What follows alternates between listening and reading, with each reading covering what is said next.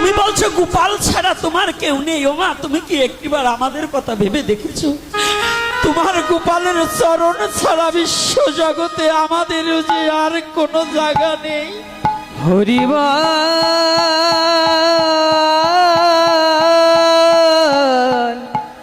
হরিবল।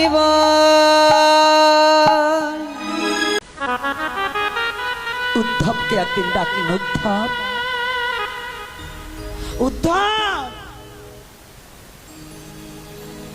কৃষ্ণ কাঁদছে। উদ্ধব ছুটে এসেছে। কি সখা, তুমি কাঁদছো কেন? উদ্ধব, জানো উদ্ধব, আমি সেই যে আসি বলে চলে এসেছি,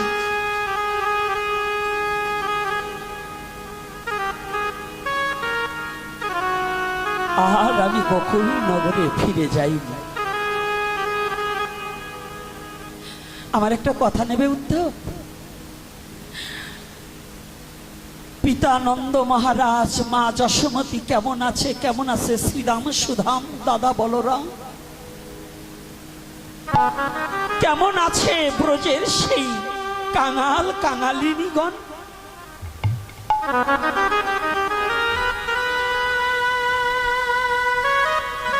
উদ্ধবকে জানাতে জন্য যে উদ্ধব, আমাকে যদি পেতে হয়, কোনো বিদ্বান আমাকে পায় না, কোনো পণ্ডিত আমাকে পায় না পাণ্ডিত্য দ্বারা, কোনো জ্ঞানী আমাকে জ্ঞানের দ্বারা পায় না।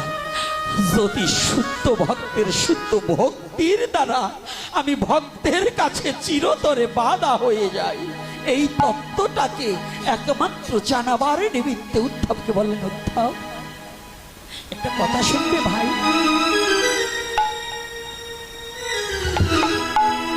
জানো,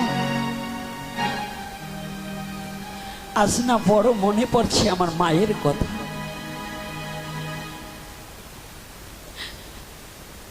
আমার মায়ের কথা বড় মনে পড়ছে। কতদিন গত হয়ে গেল, মায়ের বদনখানা একটু দেখি না। তুমি একটু ব্রজে গিয়ে কেমন আছে আমার মা যশোমতী, কেমন আছে পিতা নন্দ মহারাজ, কেমন আছে আমার সখা শ্রীরাম সুধাম, আর কেমন আছে যারা কৃষ্ণ বিনে কিছু জানে না সেই গোয়ালিনীগণ?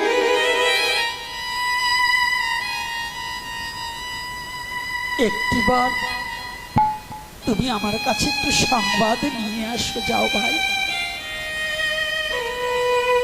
উদ্ধব রওনা দেবে, রওনা দিয়েছে, পিছন হতে ডাক দিয়েছে ভগবান কৃষ্ণ, উদ্ধব এদিকে আসো। হ্যাঁ কানু, কানাই আমাকে ডাকলে কেন? আমি ডেকেছি এই পোশাকে নয়।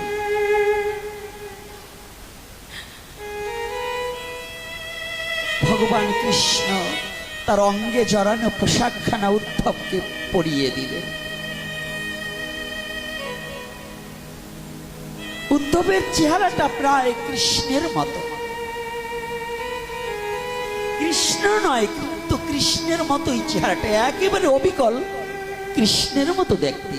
দূর হতে কৃষ্ণ আর উদ্ধব দাঁড়িয়ে থাকলে কোনজন কৃষ্ণ কোনজন উদ্ধব চিনতে বড় দুষ্কর।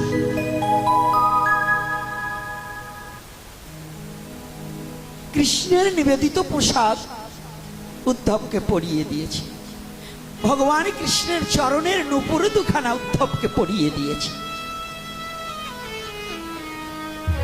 লীলাটা একটু স্মরণ করুন, লীলাটার মধ্যে একটু স্মরণ করুন, এখানে কথাটা কি। উদ্ধবকে সমস্ত কিছু দিয়েছে, শুধু বাঁশিটা দেয়। উদ্ধব ধীরে ধীরে ছুটে চলেছে।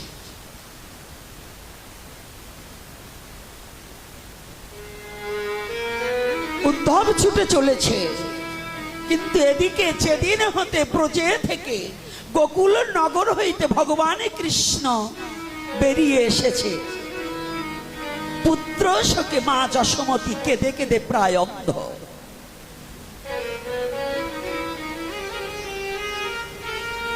নন্দ মহারাজ পথপানে যে পথ দিয়ে কৃষ্ণ বলরাম গিয়েছিল ওই পথপানে তাকিয়ে আছে।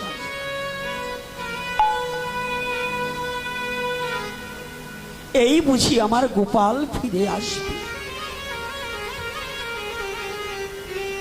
মা যশোমতী করে নবনী লইয়ে দাঁড়িয়ে আছে দুয়ারে, আমার গোপাল এলো বলে আর কাঁদছে। গোপাল,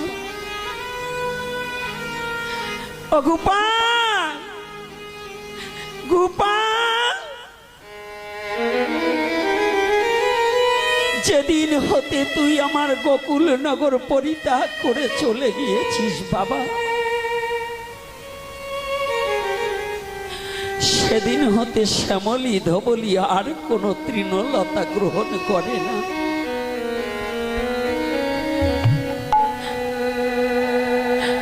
কোন তৃণলতা গ্রহণ করে না।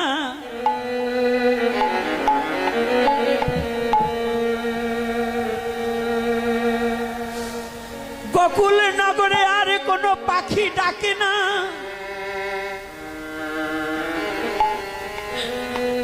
তাকিয়ে দেখ, সে একবার সে দেখে যা গোপাল, গোকুল নগরের সমস্ত বৃক্ষের পাতাগুলো শুকিয়ে গেছে।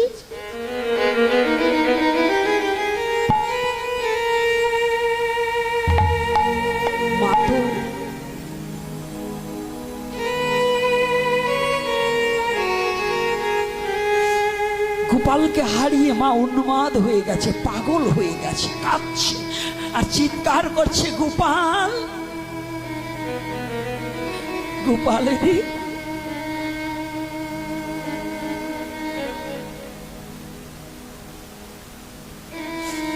এই বিশ্বজগতে বল গোপাল, তুই ছাড়া আমার তো জগতে আর কেউ নেই। তুই বিহনে মা বলে ডাকার মতো বিশ্ব জগতে আমার আর কোনো আপন জন নেই। তুই আমাকে ছেড়ে চলে গেলি গোপাল।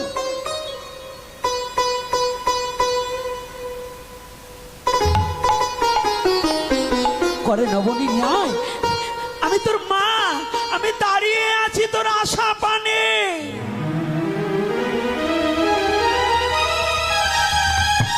শুধু মা যশোমতী নয়, প্রাকৃতিক জগতেও যদি কোনো মায়ের সন্তান বিদেশে থাকে, ওই সন্তান কি ভালোবাসে ওই মা কোনোদিন খেতে পারে না।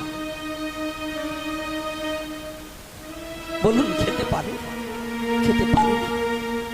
মা ওই জিনিসটা রান্না করার সাথে সাথে মনে পড়ে যায়, আর যদি আমার খোকা বাড়িতে থাকতো তাহলে আমার খোকা এই জিনিসটাকে কত আনন্দের সহিত খেত। আর মা যশোমতীর তো কৃষ্ণ বিনে আর কেউ নেই। ভজন দ্রষ্টা বললেন, অনুরাগী ভক্ত তিনি বললেন, মা, ও মা যশোমতী, তুমি কাঁদছো?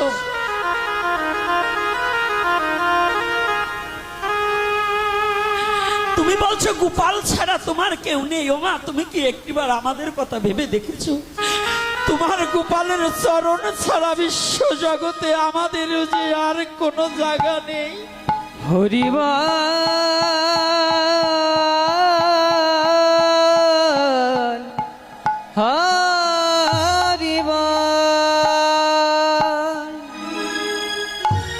তোমার গোপালের চরণ ছাড়া আমাদের যে আর কোনো দাঁড়াবার জায়গা নেই। তুমি বলছো তোমার কোনো জায়গা নেই। ওমা, তুমি কি একটিবার ভেবে দেখেছো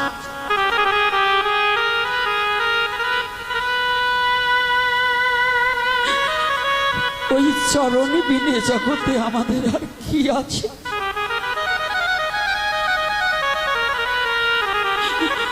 ওমা, যে চরণ যুগী পায় না যোগ সাধনে, ব্রহ্মা পায় না ব্রহ্ম জ্ঞানে, সেই চরণ, সেই কৃষ্ণ তোমাকে মা বলে ডেকেছে। মাতিয়ে থেকে তোমার ভাগ্য আছে। মা কি প্রবোধ মানে? মা তো মায়ের প্রবোধ মানে না। পুত্রহারা বেদনা বিশ্ব জগতে কাউকে বুঝানো যায় না। মায়ার জগতে পুত্রহারা বেদনা জগতে পৃথিবীতে কাউকে বুঝানো যায় না। কাউকে বুঝানো যায় না। কে বুঝবে?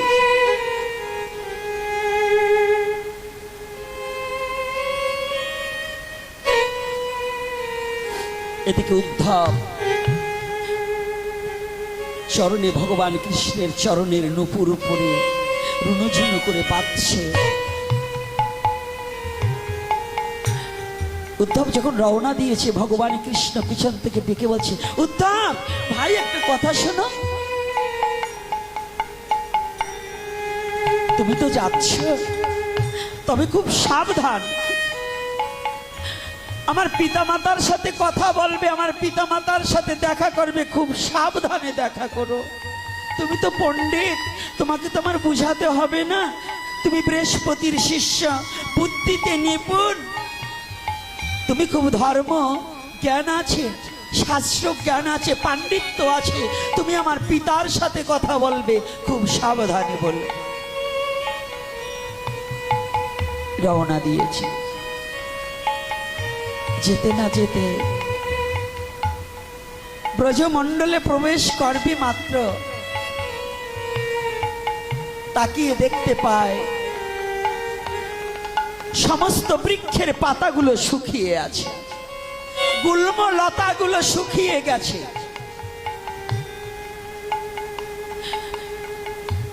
বৃন্দাবনের গাভীগুলো যে পথ দিয়ে আমার প্রাণ গোবিন্দ হেঁটে চলে এসেছে, ওই পথ অভিমুখী বদনখানা উঁচু করে দিয়ে হাম্বা হাম্বা রবে ডাকছে, গোপাল একটিবার ফিরে এসো।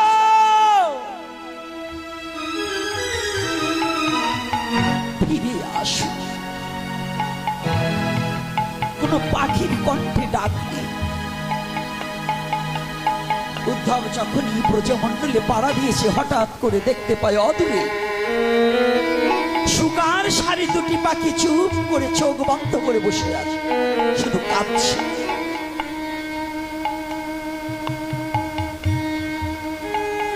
সুগার সারি দুটি চোখ বন্ধ করে কাঁদছে।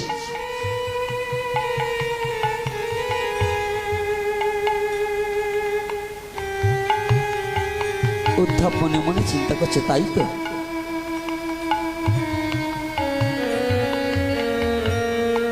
পাখি হয়ে কাঁদছে কেন?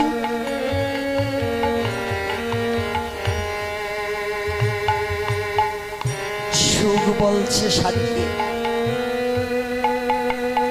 সুখ শাড়িকে ডেকে বলছে, শাড়ি চোখ দুটি একবার খোলো। নিজের চোখও বন্ধ। আবার শাড়িকে ডেকে বলছে, শাড়ি তোমার চোখ দুটি একটু খুলে দেখো, আমাদের প্রাণ গোবিন্দ বল্লভ বোধহয় আবার ব্রজে ফিরে এসেছে।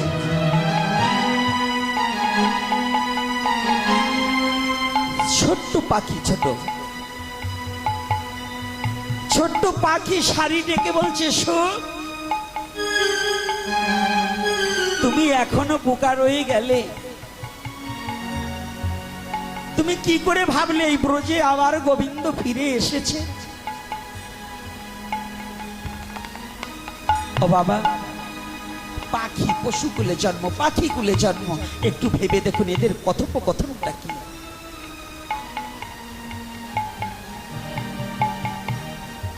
শাড়ি বলছি, তুমি কেমন করে জানলে? বলছে, আমি তো জানছি। ওই শোনো, আমার গোবিন্দের চরণের নূপুর বাজছে, মানে উদ্ধবের চরণে নূপুর বাজছে। বলছে, ওই শোনো, গোবিন্দ ব্রজে ফিরে এসেছে, ওই যে নূপুরের ধ্বনি শ্রবণ করতে পারছি। বাতাসে কথাগুলো ভেসে যাচ্ছে, উদ্ধবের করেনি। শাড়ি বলছে, সুখ অসুখ, সারা জীবনে গোবিন্দের চরণের নূপুর দুখানা চিনেছ, কিন্তু আমার গোবিন্দের চরণ দুখানা তুমি চিনে নিতে পারোনি। নূপুর দুখানা বাজছে সত্য, নূপুর দুখানা আমার গোবিন্দের নূপুর, কিন্তু যে চরণে বাজছে ওই চরণে দুখানা আমার গোবিন্দের চরণ নয়। যদি গোবিন্দের চরণ হতো তাহলে এই শুকনো গাছের পাতা আবার তাজা হয়ে যেত।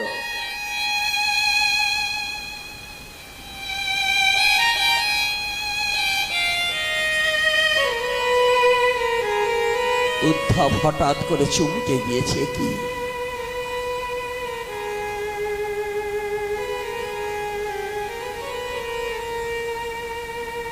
এটি আমি শুনতে পেলাম?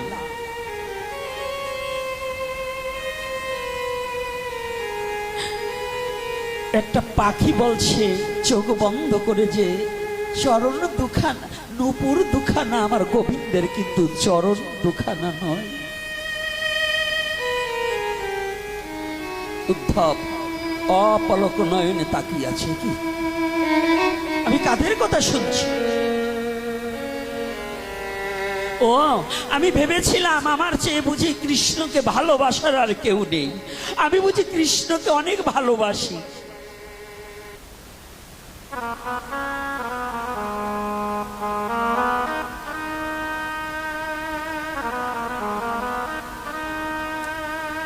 আমি তো কৃষ্ণকে কোনোদিন ভালোবাসতে পারলাম না।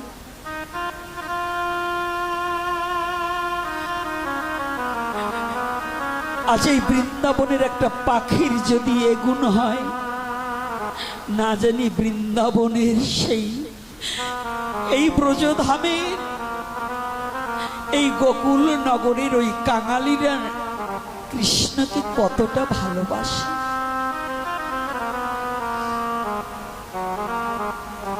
উদ্ধব বললে, না না, হে হে পাপিষ্ঠ মন, কৃষ্ণের চরণের দাস হওয়ার যোগ্যতাও আমার হয়নি।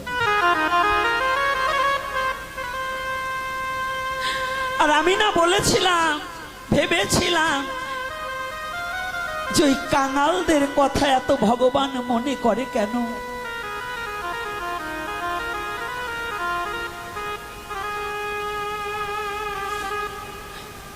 আমার এই অহংকার থাকতে এই পাখির কথাও বোঝার মতো যোগ্যতা আমার নেই। উদ্ধব নিজের গায়ের আভরণটা পাশে রেখে খালি গায়ে ওই ব্রজের মাঝে গড়াগড়ি দিতে লাগলেন যে, হে ব্রজের ব্রজাঙ্গনাগণ, এই পথ দিয়ে তোমরা কত হেঁটেছো, তোমাদের ওই চরণধূলি দিয়ে আমাকে একটু ধন্য করো, যেন আমার জীবনে কৃষ্ণকে ভালোবাসার মতো মন তৈরি হয়। হরিবা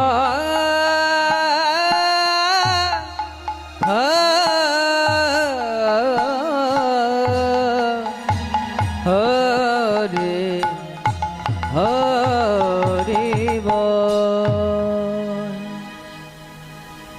পিছন থেকে এক পদকর্তা পদ যোজনা করলেন, জগৎজি আমি কবে ব্রজে যাব, ব্রজের তরুলতা হইব, নুয়ায়ে থাকবো ব্রজে পথে। কবে ব্রজে যাব, তরুলতা হব, লোটাইয়ে রব ব্রজে পথে।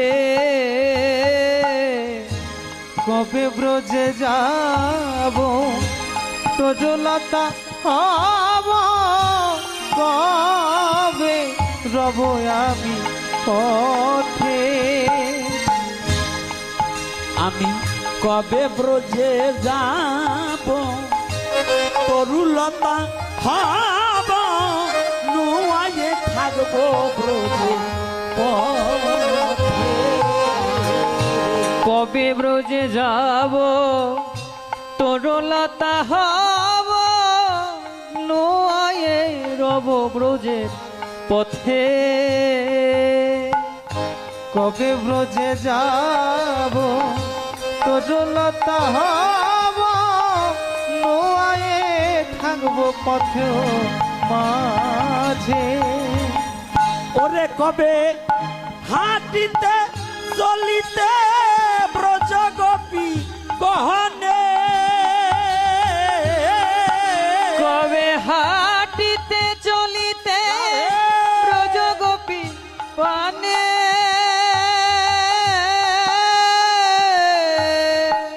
হাঁটিতে চলিতে ব্রজ গোপী ব্রজ গোপী শানে। ওরে কবে হাঁটিতে চলিতে ব্রজ গোপী গহনে, কবে হাঁটিতে চলিতে ব্রজ গোপী গণে, ও চরণ ধুলি দিবে আমার শিরে শিরে রে, ধুলি দিবে আমার শিরে। কবে ব্রজ গোপী গণে চলিতে চরণ ধুলি দিবে আমার, চরণ ধুলি দিবে আমার মাঠে। বলো সেই দিন আমার কবে হবে, ভাবে সেই দিন আমার কবে হবে, সেই দিন আমার কবে হবে, সেই দিন আমার কবে হবে। ওরে ওই ব্রজ গোপীর চরণ ধুলি আমার শিরে মাখি বলে, বলো সেই দিন আমার কবে হবে, কবে ব্রজ গোপীর চরণ ধুলি শিরে মাখিব, সেই দিন আমার কবে হবে, সেই দিন আমার কবে হবে। পদকর্তা পদযোজনা করল আর উদ্ধব অহংকারটা ভেঙে গেল। বিদ্যার গৌরব থাকতে, কুলের গৌরব থাকতে, রূপের গৌরব থাকতে, ধনের গৌরব থাকতে কোনদিন ভগবানকে পাওয়া যায়।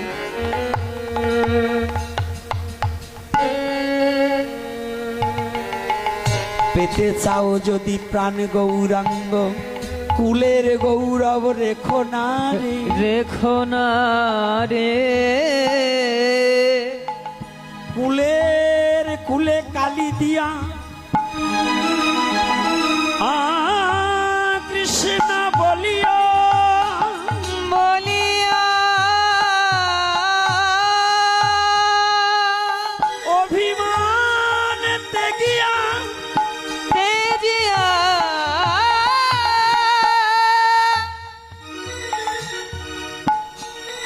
একবার কৃষ্ণ বলিয়া ডাকো, কৃষ্ণ বলিয়া